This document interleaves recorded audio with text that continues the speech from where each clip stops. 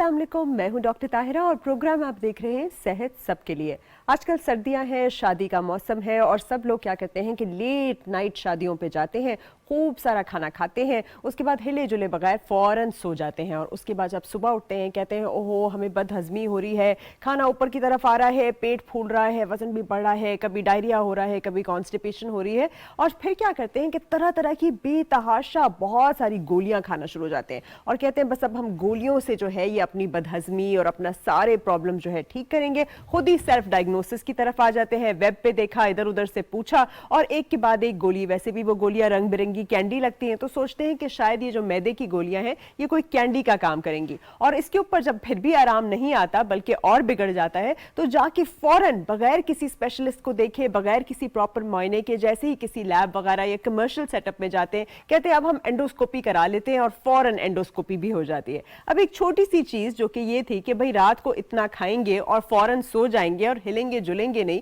तो क्या इश्यूज होंगे, उसको मिस डायग्नोज हो जाता है। इसलिए आज हमने इनवाइट किया है डॉक्टर शाहिद मुमताज अब्बासी साहब को। गैस्ट्रोएंटरोलॉजिस्ट है, माहिर अमराज है मैदे के और जिगर के और इनसे हम डिटेल डिस्कशन करेंगे कि भाई एंडोस्कोपी कितनी जरूरी है कि नहीं है, ख्वामखा दवा क्यों नहीं लेना, कब दवा लेनी है और कौन कौन सी वजूहात है जिनकी वजह से आपका पेट फूल जाता है, गैस हो जाती है, बदहजमी होती है। बताइए शाहिद साहब।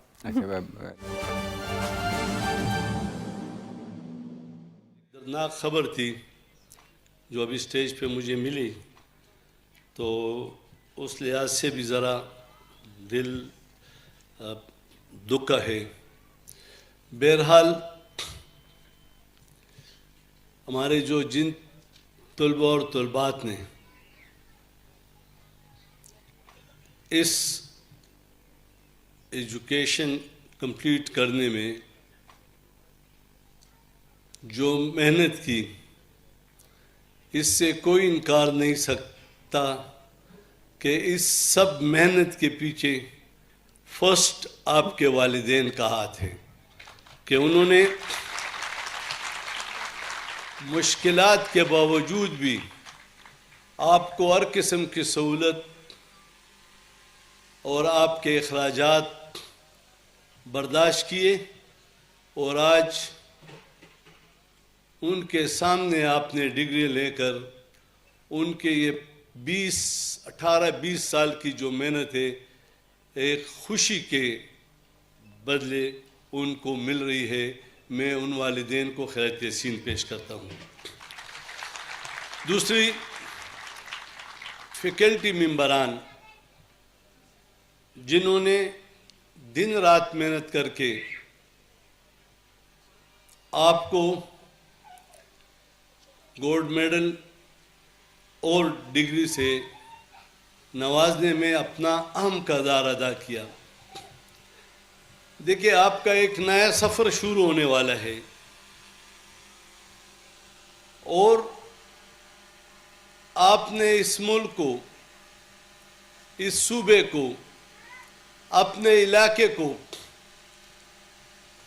मुश्किलात से निकालने के लिए रिसर्च पे तवज्जो देनी होगी, तहकीक करनी होगी कि जिस जिस सब्जेक्ट में आपने डिग्री ली, आने वाले वक्तों में आने वाले स्टूडेंट के लिए आप कौन सी जदीद टेक्नोलॉजी उनके सामने पेश कर रहे हैं, क्या तहकीक आपने की। 21वीं सदी ये तहकीक की सदी है, टेक्नोलॉजी की सदी है। दुनिया से मुकाबला करने के लिए आपको तहकीक करनी पड़ेगी। तलबा की कामयाबी में वालिदैन और असातिज़ा का अहम किरदार है। डिग्री हासिल करदा शोबों में तहकीक वक्त की ज़रूरत है। गवर्नर खैबर पख्तूनख्वा हाजी गुलाम अली अब्दुल खान यूनिवर्सिटी में कॉन्वोकेशन से खिताब कर रहे थे। PTV न्यूज़ से ये थी ताज़ा तरीन।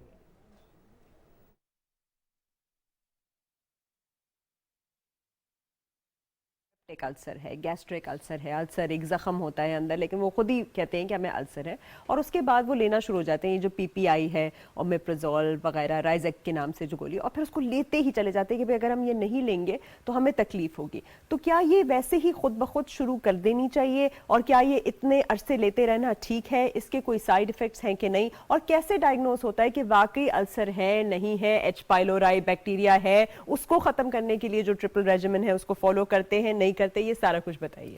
अच्छा देखिए, ये बड़ी इंपॉर्टेंट चीज़ है कि पीपीआई जो है ना वो बहुत अच्छा एक ड्रग है जो डॉक्टर को ही प्रिस्क्राइब करनी चाहिए। एट टाइम्स अब लोगों में तो ये रिवाज पैदा हो गया है कि महीनों के हिसाब से या हफ्ते महीने और कई दफ़ा तो हमेशा के लिए, जी मैं तो बड़े अरसे से ये पीपीआई ओमेप्राजोल में ले रहा हूँ। ओमेप्राजोल के बारे में एक जहन में ये बात याद रखें कि ओमेप्राजोल करती क्या है। ओमेप्राजोल आपकी एसिडिटी कम करती है मैदे में, बल्कि मैदे की एसिडिटी ख़त्म कर देती है। आम लोगों को समझाने के लिए बहुत ज़रूरी है कि जो मैदे का एसिड है ये प्रोटेक्शन करता है। ठीक है। जिस तरह की हम खुराक खाते हैं, एट टाइम्स आप इतनी साफ़ सुथरी खुराक तो आप नहीं खाते, लेकिन एसिड प्रोटेक्ट करके तो वो जो जरासीम होते हैं उनको आंतों में जाने से रोकता है। आप जब लगातार आप एसिड बिल्कुल ख़त्म कर देंगे तो वो जरासीम, वो थोड़ी सी भी कोई ऐसी खुराक जो आप खाते हैं वो जरासीम सीधे मैदे में चले जाते हैं। उसके लिए आजकल तो बहुत ज़्यादा है कि जो लोग लंबे अरसे तक पीपीआई लेते हैं उनके बहुत सारे और आर्गन भी मुतासर हो जाते हैं, जिनमें किडनीज भी मुतासर हो सकती हैं। बहुत सारे लोगों में ये देखा गया है कि जो लोग लंबे अरसे तक पीपीआई लेते हैं उनके किडनी के फंक्शन भी ख़राब हो सकते हैं। इसी तरीके से जो लोग पीपीआई लंबे अरसे तक लेते हैं, जरासीम जो हैं वो आंतों में चले जाते हैं, तो एक ख़ास किस्म का इन्फेक्शन, क्लास्ट्रीडियम का इन्फेक्शन है, वो होने के बहुत ज़्यादा चांसेस हैं, जिसके बाद मुस्तकिल तौर पे काफ़ी अरसे तक अगर डायग्नोज ना करें तो आपकी आंतों के प्रॉब्लम पैदा हो जाते हैं। उसके बाद इवन लंग्स के बारे में भी ये कंट्रोवर्सी है, लेकिन यह कि लंग्स के बारे में कहते हैं कि उनको रेस्पिरेटरी ट्रैक्ट के इन्फेक्शन भी बहुत ज़्यादा हो जाते हैं। जो लोग लंबे अरसे तक पीपीआई लेते हैं उनकी हड्डियां भी कमज़ोर होने के काफ़ी ज़्यादा चांसेस होते हैं। तो डॉक्टर साहब आप क्या कहेंगे जिन लोगों को ये आदत हो गई है, जो अगर ना लें पीपीआई, फॉर एग्जांपल राइजे की गोली सुबह नहीं लेते, या उसके बाद उन्होंने बहुत सारी दवाइयाँ लेनी पड़ती है, तो उनको बहुत ज़्यादा हार्ट बर्न होने लगता है, या सीने में जलन जिसे कहते हैं, या तेजाबियत जिसे कहते हैं, तो इनके लिए आप क्या एडवाइस करेंगे? कौन सी चीज़ें हैं कि ये नेचुरली कर सकते हैं, या और ऑल्टरनेटिव्स हैं कि इनकी ये तेजाबियत कंट्रोल हो और ये इस तरह की जो मेडिकेशन या मेडिसिन है इसके ऊपर डिपेंडेंट ना हो जाए? देखिए दो तरह की चीज़ें हैं ना, कुछ तो साइकोलॉजिकल डिपेंडेंस भी हो जाती है। कुछ लोगों को वाकई शायद पीपीआई से आराम आता हो, लेकिन अगर पीपीआई भी हैं तो एक वक्फे के बाद करें। उसके बाद हम पहले वाले सवाल पे आ जाते हैं कि अगर आपको लगातार पीपीआई लेने की ज़रूरत है, जो पहले मैंने आपको बताया था कि कोई भी बीमारी जो लंबे अरसे तक दवाई मांगे, कोई सिम्टम भी, चाहे वो दर्द हो, चाहे वो मैदे का दर्द हो, चाहे सर का दर्द हो, उसको इन्वेस्टिगेट करा लेना चाहिए। उसके बाद आप करवा लें, एंडोस्कोपी करवा लें। एंडोस्कोपी के बाद वो अगर एच पाइलोरी इन्फेक्शन आ जाता है या कोई किसी किस्म का अल्सर आता है तो फिर उस अल्सर का ट्रीटमेंट कराएं। पहले हम एक कॉलर ले लें डॉक्टर साहब, सॉरी आपको काट रही हूं, उसके बाद लेते हैं। जी अस्सलाम वालेकुम, कौन बोल रहे हैं और कहाँ से? खान बोल रहा हूँ। जी बताइए, क्या है आपका सवाल, क्या है? जी एक सवाल तो ये है कि वो मैदे में कुछ तेजाबियत वगैरह आती है ज्यादातर। ठीक है। और दूसरा ये डॉक्टर साहब बार बार जो कह रहे पीपीआई, वो मेरी समझ में नहीं, ये क्या चीज होती है? अच्छा, एक तो आप अपनी उम्र बताइए। 35 साल। 35 साल। और तेजाबियत आपको कब से है? तकरीबन 8-10 साल से। और खाना खाने के बाद ज्यादा होती है या भूखे पेट? नहीं, खाना खाने के बाद। अच्छा, आप कुछ ले रहे हैं उसके लिए? वो ओमेप्राजोल ले रहा हूँ सुबह, रोजाना सुबह। अच्छा, ये जो ओमेप्राजोल है ना, यही पीपीआई है, प्रोटॉन पंप इनहिबिटर। ओमेप्राजोल या राइजेक या ये लैंसोप्राजोल, जो भी प्रोजोल के नाम से गोली होती है, जो आपको डॉक्टर कहते हैं ना कि आप नाश्ते से आधा घंटा पहले ले लें, इसी को पीपीआई कहते हैं। डॉक्टर साहब वो कह रहे हैं, अब वो आपको बताएंगे आपकी तेजाबियत का आंसर। बहुत बहुत शुक्रिया। जी डॉक्टर साहब। अच्छा, चूंकि पूरी हिस्ट्री हमारे पास इनकी नहीं है कि इनके लाइफस्टाइल, वो जैसे पहले हम बात कर रहे थे कि ये खाना किस किस्म को खाते हैं। बहुत सारे लोग हैं वो नस्वार एडिक्ट होते हैं, वो नस्वार लगाने से उनको हो जाती है। क्या ये स्मोकर हैं या नहीं हैं, ये खाना किस तरह का खाते हैं, ये भी बहुत इंपॉर्टेंट है कि क्या लाइफस्टाइल मॉडिफिकेशन, ये खाने पीने की जो मॉडिफिकेशन है ये कर सकते हैं या नहीं कर सकते। अगर ये इतने लंबे अरसे तक ले रहे हैं तो फिर तो इनको डॉक्टर को ज़रूर दिखाना चाहिए कि वो इनको डायग्नोज करे कि आखिर ये क्या वजह है। ज़रूरी नहीं है कि ये मैदे का मसला हो, बाद दफ़ा तो मैदे का मसला होता है जिसमें एच पाइलोरी इन्फेक्शन हो जाता है या कोई और वजूहत होती हैं। क्या ये साथ कोई दूसरी ड्रग ले रहे हैं या नहीं ले रहे हैं, ये बहुत सारी ऐसी चीज़ें हैं जो समझने की ज़रूरत है। उसके बाद ही कोई इनको, बहरहाल एक तो मशवरा इनको ज़रूर दिया जा सकता है कि आप PPI अपने तौर पर ना लें, डॉक्टर्स को ज़रूर मशवरा कर लें।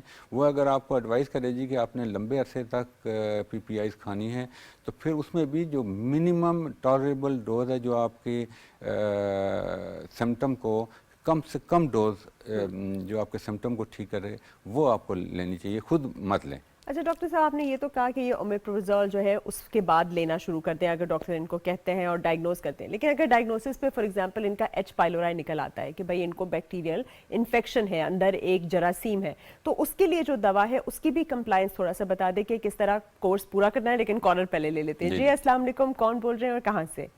अस्सलाम वालेकुम। वालेकुम सलाम, कैसी हैं आप? ठीक ठाक। अव्वल तो डॉक्टर साहब ये कि जरा टाइम जरा बढ़ा दें क्योंकि बहुत कॉलर होते हैं, हमें वक्त नहीं मिलता। जी, ये प्रोड्यूसर साहब को आप तक मैसेज जरूर पहुंचा देंगे। इंशाल्लाह हमारा टाइम वापस अपने ओरिजिनल टाइम पे चला जाएगा। आप यूट्यूब के ऊपर भी देख सकते हैं हमारा प्रोग्राम। अब आप अपना सवाल पूछिए। जी ठीक है। अच्छा डॉक्टर साहब अस्सलाम वालेकुम। वालेकुम अस्सलाम जी। सर मैंने ये पूछना था कि अगर ये मैदे की तकलीफ है, जलन है, तो उसके साथ क्या ये हाथ और पाँव जो जलन होती है, पेशाब जला हुआ आता है, तो ये सारी चीजें उसी की उससे होती हैं या ये कोई और चीज है कि टाइम पे हर चीज होती है? मिर्चें भी कम की हैं, चिकनाई भी कम है और खाते भी टाइम पे हैं, मतलब ये सोने से बहुत पहले, लेकिन फिर भी ये जो जलन होती है, प्लीज इसके बारे में अगर कुछ बता दें तो बहुत शुक्रिया। बहुत शुक्रिया, थैंक यू। अच्छा, पहले मरहला एच पाइलोरी की हम बात कर लेते हैं, जो पहले हमारा क्वेश्चन रह गया था। एच पाइलोरी का जो इन्फेक्शन है उसको डायग्नोज करने के बहुत सारे तरीके हैं। एक तो ब्लड का तरीका है, और ब्लड वाला जो टेस्ट है जो आजकल कॉमन हर जगह पे करना शुरू करके तो आपको एच पाइलोरी का लेबल लगा लेते हैं, वो कोई मुनासिब चीज़ नहीं है। ठीक है, उसमें 50% तो शायद कोई आप डायग्नोसिस कर सकें, लेकिन 50% ऐसे होते हैं जो क्रॉनिक इन्फेक्शन, जो कभी भी आपको अगर एच पाइलोरी आपको हुआ है उसको जाहिर करता है। ठीक है, तो इसको तो नहीं करना चाहिए। हाँ, स्टूल में जो पखाने में जो टेस्ट करते हैं उसकी सिग्निफिकेंस ज़्यादा है, वो एंटीजन जो है वो करवा लिया करें, वो ज़्यादा बेहतर बात है। तीसरा एक यूरिया ब्रेथ टेस्ट है, उससे कर सकते हैं। और चौथी चीज़ ये है कि एंडोस्कोपी जब आप करते हैं तो अगर आप देखें कि मैदे में सोजन है तो आप बायोप्सी लें, उस बायोप्सी से आपको पता लग जाता है कि एच पाइलोरी इन्फेक्शन है भी या नहीं है, और क्या इसी की वजह से आपको ये मसले हैं या नहीं। एक दफ़ा आपको एच पाइलोरी इन्फेक्शन अगर डायग्नोज हो गया है और ये डॉक्टर आपको बताता है कि इसी वजह से आपके सिम्टम हैं, तो फिर इसका एक पूरा एक ट्रीटमेंट है जिसमें 3 किस्म की दवाइयाँ दी जाती हैं। तकरीबन 2 हफ्ते तक ये ट्रीटमेंट दिया जाता है, उससे 70-80% इरेडिकेट हो जाता है। एट टाइम्स अगर ना हो तो फिर चौथी दवाई भी ऐड की जा सकती है, लेकिन एक बात जहन में रखें कि उसके बाद कम से कम 6 से 8 हफ्ते से पहले एच पाइलोरी का किसी किस्म को टेस्ट न करवाएं, क्योंकि इसमें 6 से 8 हफ्ते तक वो पॉजिटिव ही रहता है। अच्छा, और आपने कितना अरसा लेना है पूरे? आपने ये 2 हफ्ते लेनी है? 2 हफ्ते लेनी है। और जो PPIs हैं, जो ओमेप्राजोल टाइप चीज़ें हैं, वो फिर आप 3 से 4 हफ्ते भी ले सकते हैं। इसमें ये मेट्रोनिडाजोल, ओमेप्राजोल, मतलब फ्लैजेल, आपकी मेट्रोनिडाजोल हो गई, फ्लैजेल हो गई, और जो 2 दवाइयां हैं उसके भी नाम बता दीजिए। वो क्लेरिथ्रोमाइसिन देते हैं, और बाद दफ़ा तो आजकल तो लीवोफ्लॉक्सासिन है, वो भी दी जा सकती है। उसके बाद एमॉक्सिसिलिन भी दीजिए। ये कॉम्बिनेशन सारी आपको बात कोई नहीं, वो कॉलर आ गए इसलिए मैं आपको काट रही हूँ एक्चुअली। जी अस्सलाम वालेकुम।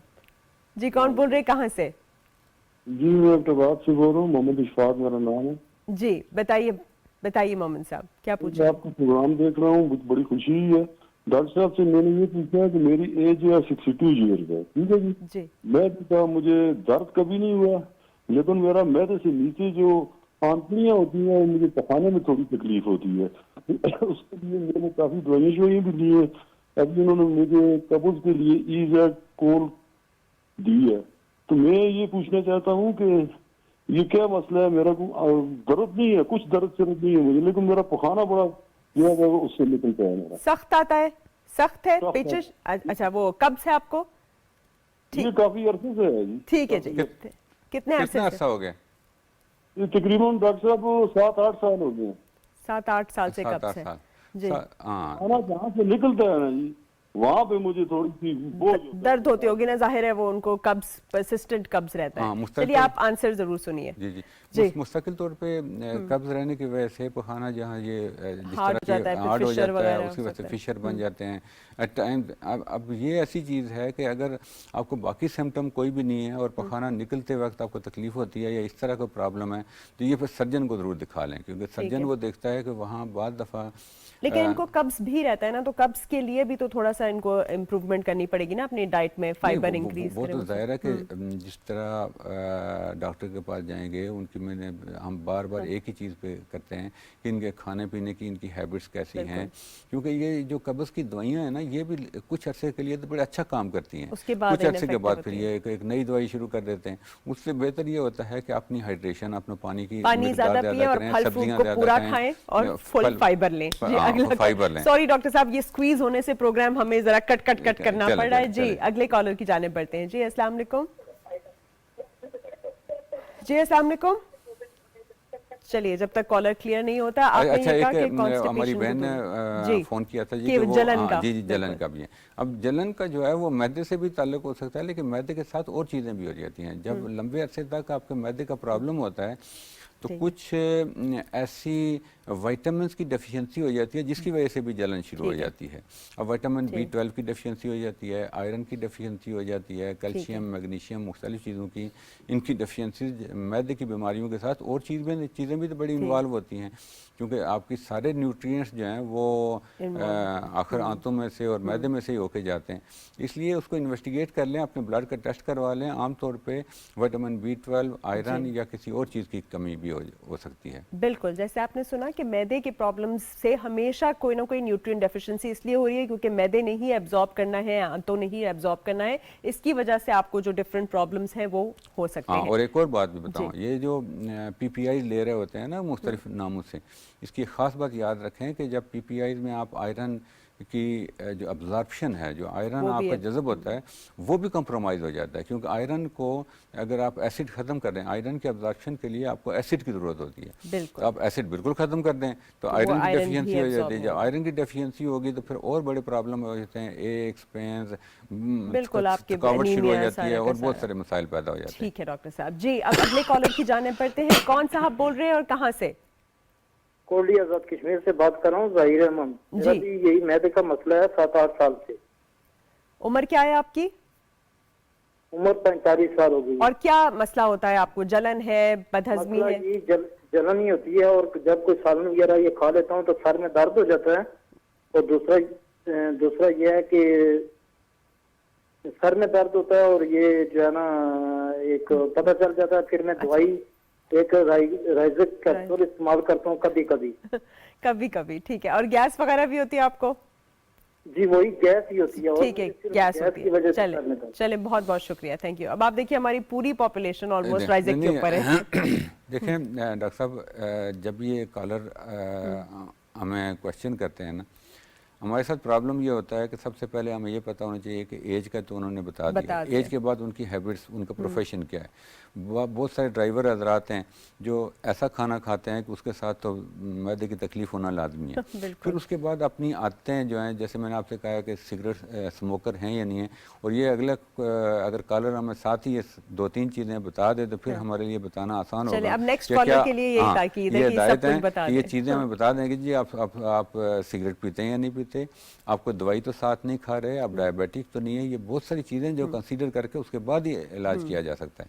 लेकिन इन एनी केस अगर इतने लंबे अरसे से इनको दर्द हो रहा है तो इसका मतलब है कि 2 ही चीज़ें हो सकती हैं। या तो ये है कि H. पाइलोरी इन्फेक्शन है जो कभी उन्होंने शायद इन्वेस्टिगेट ही नहीं कराया, दूसरा IBS भी हो सकती है, और तीसरी बात ये है कि क्या कोई और दवाई तो नहीं ले रहे, या कोई उनकी कोई फीडिंग की कोई हैबिट्स तो उनकी ऐसी नहीं है कि बहुत तली हुई चीज़ें खाते हों, होटल की चीज़ें खाते हों, बाहर के खाने और वो जैसे आजकल शादियों के सीजन है, हाँ, जो जिस किस्म का खाना पकता है। बेसिकली आपने तरियों वाले सालन नहीं खाने, बहुत ज्यादा स्पाइसेस वाले, बहुत ज्यादा मिर्चों वाली चीजें नहीं खानी, बाहर के गंदे खाने नहीं खाने, हमेशा पानी भी उबाल के पीना है और खाने के फौरन बाद लेटना नहीं है, सोना नहीं है और बहुत ज्यादा चहलकदमी या चलना भी है। ये सारी चीजें इंपॉर्टेंट है और साथ साथ आपने ये भी कहा कि वो नहीं लेना, खुद ब खुद दवाइयां नहीं लेनी। जी अगले कॉलर की जानिब बढ़ते हैं। कौन साहब बोल रहे हैं और कहां से? कौन बोल रहे हैं, कहां से? जी जी अस्सलाम वालेकुम। वालेकुम सलाम। सनाउल्लाह बात कर रहा हूँ पेशावर से। जी पूछिए। अच्छा डॉक्टर साहब अस्सलाम वालेकुम। वालेकुम अस्सलाम जी। डॉक्टर साहब सनाउल्लाह बात कर रहा हूँ पेशावर से। जी जी आप अपना सवाल पूछिए। में जलन है और रात को जब सोता हूँ तो पेलों पे जो है ना मुंह से पानी जो है ना वो बहता है बहुत। अच्छा आप अपनी उम्र बताइए। 40 साल। और डायबिटिक हैं कि नहीं? शुगर है? नहीं डायबिटिक नहीं। और स्मोकिंग करते हैं? नहीं। और ये जो निकलता है ये सिर्फ थूक है या आपको अंदर से जैसे तेजाब सा निकलता है? थूक है। और क्या तबीयत बहुत ज्यादा है और गैस भी बहुत ज्यादा होती है। गैस भी बहुत ज्यादा होती नहीं, है। गैस कैसे? गैस खारिज भी होती है या गैस आपको बस फील होती है? हाँ हाँ खारिज भी होती है और मुंह से डकारे भी आती है। मुंह से अच्छा। डकारे भी। कुछ और पूछना बिल्कुल, चाहेंगे? कोई दवाइयां ले रहे हैं अभी? दवाइयां तो कोई नहीं ले रहे हैं, नस्वार वगैरह तो नहीं इस्तेमाल कर रहे हैं? ये वोनोप्राज़ान ले रहा हूँ। ओमेप्राज़ोल ले रहे हैं बस। ले रहे हैं बिल्कुल। और कोई दवा तो नहीं लेते हार्ट की, इसकी उसकी? नहीं। चले शुक्रिया, आप आंसर सुनिए। बहुत शुक्रिया। अच्छा। सारे हमारे कॉलर्स ऑलरेडी लेते हैं ओमेप्राज़ोल तो वो ले रहे हैं। अच्छा इनको तो लगता यही है कि इनको गैस्ट्रोइसोफेजियल रिफ्लक्स डिजीज है। अब रिफ्लक्स डिजीज का मतलब ये है कि मैदे के जो तेजाब है वो खाने की नाली में, और एट टाइम्स इसके साथ इतना डेंजरस चीज़ है कि वो लंग्स में भी जा सकता है। बाद लोग तो कहते हैं कि इससे दांत भी खराब हो सकते हैं। अब उसके लिए लाइफस्टाइल मॉडिफिकेशन की बात ही है कि एक तो यह है कि खाने में आप ये कोशिश करें कि छोटे खाने खाएं, छोटे छोटे और रात को कम से कम सोने से 2-3 घंटे पहले वो खाना खा लिया करें। और जितने भी आपने चस्के पूरे करने हैं इन दैट सेंस वो दिन को कर लिया करें कि ये जो शाम का खाना है वो हल्का खा लिया करें, तो इनको काफ़ी हद तक आराम आएगा। और दूसरा ये तीसरी बात इन्होंने नहीं बताई कि कभी किसी डॉक्टर से ये मिले भी हैं या नहीं। अच्छा डॉक्टर साहब आप क्या करें, इस आधे घंटे में एक और कॉलर आ गया है फिर से। जी अस्सलाम वालेकुम, इसको फिर कंप्लीट करेंगे। जी अस्सलाम वालेकुम, कौन बोल रहे हैं और कहाँ से? जी उमर बात कर रहा हूँ रावलपिंडी। जी बताइए उमर साहब। जी डॉक्टर साहब से बात करनी थी, उनसे पूछना था। मेरा ना मैदे का काफी मसला बना हुआ है तकरीबन 2 महीने से। जी क्या हो रहा है आपको? 2 महीने से मैं जो भी खाता हूँ ना वो मतलब हजम नहीं होता, मतलब वो वॉमिटिंग कर देता हूँ। वॉमिट कर देते हैं, ठीक है। और आपकी उम्र कितनी है? जी 31। 31। और ये सिर्फ 2 महीने से है आपको? जी पहले नहीं था ऐसा, तकरीबन अभी 2 माह से हो गया। उसके बाद मुझे थोड़ा डेंगू भी हुआ था, तो मतलब उसके बाद डेंगू पे तो वैसे भी मैं वो जूस वगैरह पीता था। वजन तो नहीं कम हुआ? वजन आपका कम हुआ है? वजन नहीं पेट तो बढ़ गया है। पहले पेट नहीं था, अभी तो पेट भी थोड़ा सा। तो पखाने का रंग तो नहीं तब्दील हुआ? कभी काला पखाना तो नहीं आया? नहीं। अच्छा ठीक है। आपका यहाँ पे कोई ग्रोथ वगैरह तो नहीं फील होती आपको कि कोई चीज ऊपर की तरफ आ रही है या कोई चीज बड़ी हुई है कहीं पे पेट की तरफ, कुछ इस तरह का फील होता है? नहीं मैडम ऐसा तो कुछ नहीं है, लेकिन यह है कि वॉमिटिंग होती है। जो भी खाता हूँ ना हजम नहीं होता, मतलब बाहर की चीज तो बिल्कुल भी नहीं आता। चले ठीक है, चलिए आप आंसर सुनिए। थोड़े से वेग है इनके सिम्टम्स, लेकिन डॉक्टर साहब ये कह रहे हैं कि एक्यूट है, कि बस सिर्फ 2 महीने से इनको ये अचानक वॉमिटिंग। हम ये नहीं पूछ सके कि ये डेंगू फीवर जो इनको हुआ था, क्या डेंगू फीवर के दौरान ड्रग लेने की वजह से तो नहीं हुआ? क्योंकि बाद नहीं इन्होंने कहा सिर्फ उन्होंने वो लिया था ना, जूसेस वगैरह, पत्ते का पानी वगैरह लिया। हाँ तो ये इन्फेक्शन ही लगता है कि शायद कोई किसी वजह से इन्फेक्शन है। और दूसरा ये है कि IBS हो सकता है। अब ये तो इनको मिलके कोई डॉक्टर पूरा इंटरव्यू करे तभी कोई इनको बता सकता है कि किस तरह की इनके सिम्टम किस तरह के हैं। अच्छा डॉक्टर साहब इससे पहले वाले कॉलर पे आप गैस्ट्रोइसोफेजियल रिफ्लक्स डिजीज का कह रहे थे कि ऊपर की तरफ जब आता है तो आपने कहा था कि एक तो थोड़े थोड़े हिस्से में खाना खाना है, ज्यादा चिकना नहीं खाना, खाना जो है वो 2-3 घंटे पहले खाना है और उसके शाम को सोने से पहले, और जब सोए भी तो तकिए वगैरह रख के हम ऊपर की तरफ सोए ताकि जो है वो 10-15 डिग्री जो है ना वो 10-15 डिग्री एलिवेटेड रखें। अच्छा अब अगले कॉलर की जानिब बढ़ते हैं और फिर इस कॉलर की तरफ आएंगे। जी अस्सलाम वालेकुम, कौन बोल रहे हैं, कहाँ से? मैं चकवाल से रानी यास्मीन बोल रही हूँ। मेरा मैदे का मसला है, मैदा मेरा सूज जाता है। अच्छा, कुछ खाने के बाद या खाली पेट? खाने के बाद भी सूज जाता है, कभी खाली पेट भी सूज जाता है। तो चावल कभी कभार खाती हूँ, मैं ज्यादा नहीं खाती हूँ, उसके बाद सूज जाता है, मेरे डकार भी आते हैं। ठीक है। तो पेट जब फूल जाता है। उम्र कितनी है आपकी? और मेरी है 50 साल। 50 साल। डायबिटीज है आपको, शुगर है, कोई दवाइयाँ लेती हैं? नहीं नहीं, और कुछ भी नहीं है, माशाल्लाह ठीक है। अच्छा डॉक्टर साहब, जिस चीज़ की तरफ हम तवज्जो चलिए आप आंसर सुनिए। जी, बहुत सारी ऐसी चीज़ें हैं जिनको लॉन्ग टर्म मैदे की तकलीफ है। वो ज़रूरी नहीं है कि वो इन्फेक्शन हो, वो ज़रूरी नहीं है कि वो अल्सर हो। वो एट टाइम बहुत सारी ऐसी खुराक होती है कि जिसकी आपको इंटॉलरेंस हो जाती है। मिसाल के तौर पर बाज़ लोग ऐसे होते हैं जो दूध नहीं पी सकते, तो उनको दूध की इंटॉलरेंस होती है, लेकिन उनको पता नहीं होता कि मुझे दूध से होता है। कुछ को गेहूं से, कुछ लोगों को जो है वो गंदम की एलर्जी होती है, और गंदम की एलर्जी किसी ज़माने में बच्चों की बीमारी समझी जाती थी। आजकल तो ये देखा गया है, हमारे पास बहुत सारे ऐसे पेशेंट हैं जो 50 और 60 में जाके डायग्नोज हुआ है कि उनको तो गंदम से एलर्जी है। अब मैं तो अपने तमाम पेशेंट्स को और अपने कॉलर हजरात को भी, जितने भी हैं, उनको भी यही एडवाइस करूँगा कि कुछ अपनी खुराक के बारे में खुद देखें कि मुझे कौन सी ऐसी चीज़ खाई है कि जिसकी वजह से मुझे तकलीफ हुई है। अगर तो रूटीन में तकलीफ होती है फिर भी आप इन्वेस्टिगेट करा सकते हैं, लेकिन यह कि बाज़ दफ़ा ये होता है आप अनयूजुअल चीज़ खाते हैं तो आपको पता लगता है कि अच्छा ये चीज़ मैंने खाई थी तो मुझे तकलीफ होती। जैसे बाज़ लोग चीज़ नहीं खा सकते, बाज़ लोग जो हैं वो और ऐसे कोई ड्रिंक्स तो गैस्ट्रोइसोफेजियल रिफ्लक्स डिजीज़ के तरफ हम दोबारा आ जाते हैं। उसके लिए 2-3 तरह के जो कैफीन वाली चीज़ें वो ना खाइए, कोक, पेप्सी, चॉकलेट, कॉफ़ी और बहुत हैवी चीज़ें ना खाएं। उसकी ख़ास बात ये होती है कि जब भी आप डॉक्टर साहब हम खुराक खाते हैं ना तो 2 घंटे में हमारा मैदा खाली हो जाता है। बिल्कुल ठीक है। अगर आप ज़्यादा जैसे पराठे वाली चीज़ें हैं या जैसे कोई घी वाली चीज़ें खा लेते हैं तो 3 से 4-5 घंटे तक भी लग सकते हैं। इसलिए शाम के वक्त अगर आप हल्की चीज़ खाएंगे तो 2 घंटे में मैदा खाली हो जाएगा, तो गैस्ट्रोइसोफेजियल रिफ्लक्स और आपके मुंह में पानी और मैदे के सीने में जलन नहीं होगी। लेकिन अगर आप शाम के वक्त कोई घी वाली चीज़ खा लेंगे वो 6-7-8 घंटे आपके मैदे में पड़ी रहेगी। इस दौरान आप लेट जाएंगे तो सारी तेज़ाबियत ऊपर आएगी तो आपके प्रॉब्लम पैदा हो जाएंगे। और याद रखें कि ये प्रॉब्लम जो हैं ये इतने आसान काम भी नहीं है। लगातार अगर तेज़ाब खाने की नाली में लगता रहे वह ज़ख़म हो जाता है और फ़ौरन को खौफज़दा करने की ज़रूरत नहीं है। लेकिन यह है कि अगर 5-10 साल लगातार अगर इसी तरीके से चलता रहे तो मैदे का कैंसर भी बन सकता है। इसलिए उसको बहुत एहतियात से और अच्छे तरीके से डायग्नोज ज़रूर करवा लें और कंसल्टेशन भी करवा लें। बहुत शुक्रिया डॉक्टर साहब आपका। आज आपने डॉक्टर साहब से सुना और सबसे अहम चीज़ इसमें से समझने की यही थी कि बजाय दवाइयों के ऊपर डिपेंडेंस के आप अपनी ईटिंग हैबिट्स को बदलिए। आपने थोड़ा थोड़ा खाना है, सही चीज़ खानी है, वही खानी है जो आपकी बॉडी को सूट करती है। अगर चावल आपको सूट नहीं करते, आपने नोट किया कि चावल के बाद गैस होती है, तो आप चावल को ना खाइए और खुद से ये जो खाने की आदत है दवाई की, इसको तो बिल्कुल ख़त्म कर दीजिए। और साथ साथ आपने ऐसी चीज़ें का इस्तेमाल करना है, पानी ज़्यादा पीना है, फ्रूट्स या वेजिटेबल जो है वो पूरे छिलके के साथ खाना है और खाते ही फ़ौरन जो है वो लेटना नहीं है और थोड़ा सा डिग्री रख के आपने जो है वो लेटना है। और इस तरह के अगर कोई भी अलामात आती हैं जिससे कि आपको लगता है कि भाई मेरा मैदा जो है वो मुस्तकिल तौर पे ख़राब है और ठीक नहीं हो रहा, तो डॉक्टर की जो आपको डॉक्टर एडवाइस करेगा उसके हिसाब से आपने दवा लेनी है, पूरा कोर्स कंप्लीट करना है और उसके बाद सिर्फ और सिर्फ लाइफस्टाइल मॉडिफिकेशन से ही अपने आप को ठीक करना है। बहुत बहुत शुक्रिया आज का प्रोग्राम देखने का। बहुत बहुत शुक्रिया डॉक्टर साहब। इंशाल्लाह आपसे फिर मुलाकात होती है। अल्लाह हाफिज।